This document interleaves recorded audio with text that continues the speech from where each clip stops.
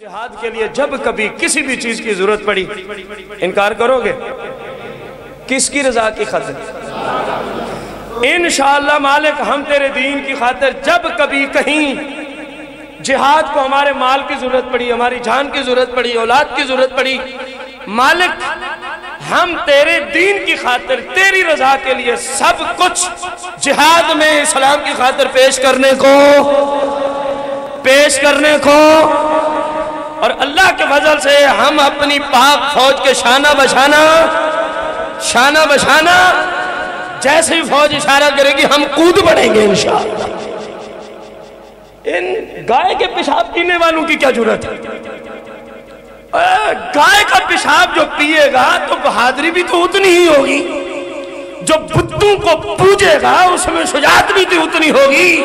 تم گائے کا پیشاب پیتے ہو، یہ قرآن پڑھ کے نورانیت حاصل کرتے ہیں، تم گائے کا پیشاب پی کے خلاصت حاصل کرتے ہو، یہ مصطفیٰ پہ درود و سلام پڑھ کے نورانیت حاصل کرتے ہیں، تم بتوں کو سجدہ کرتے ہو، اللہ کے فضل سے ہماری فوج اللہ کو سجدہ کرتی ہے۔ آؤ تو صحیح ذرا ہاتھ لڑا کے تو دیکھو، تمہیں پتہ چلے گا اسلامی فوج کیسے تمہیں جہنم رسید کرتی ہے۔ انشاءاللہ ان کافروں کی جرات ہی نہیں ہے، بس صرف ایسے باتیں کر سکتے ہیں، ہم یہ کر دیں گے، وہ جب آئیں گے نا تو پھر انشاءاللہ آپ بھی دیکھیں گے، دنیا بھی دیکھے گی کہ صفحہ ہستی سے نہ مٹا دے پاک فوج تو پھر بات کر۔ کیوں؟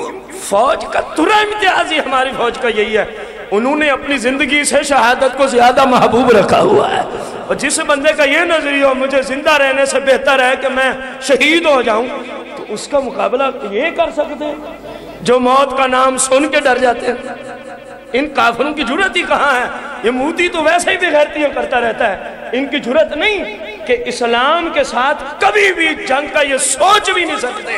جب آئیں گے انشاءاللہ، ابھی تو ویزے کی حاجت پڑتی ہے، اللہ کے فضل سے بغیر ویزے و پاسپورٹ کے بریلی شریف جایا کریں گے انشاءاللہ، بغیر ویزے و پاسپورٹ کے اجمیر شریف جایا کریں گے انشاءاللہ، بغیر ویزے و پاسپورٹ کے خواجہ نظام الدین دہلوی کی بارگاہ میں جایا کریں گے۔ تم آؤ نا، ہماری تو مشکلات آسان ہو جائیں گی، ہم اپنے بزرگوں کو ایسے ہی چلے جائیں گے جیسے آج داتا صاحب کی بارگاہ میں جاتے ہیں، کیونکہ یہ سارا پاکستان کا حصہ بنے گا انشاءاللہ۔ اللہ تعالیٰ ہماری فوج کا حامی و ناصر، اللہ تعالیٰ ہمیں بھی جہاد کا جذبہ عطا فرمائے، آمین بجاہ النبی الکریم۔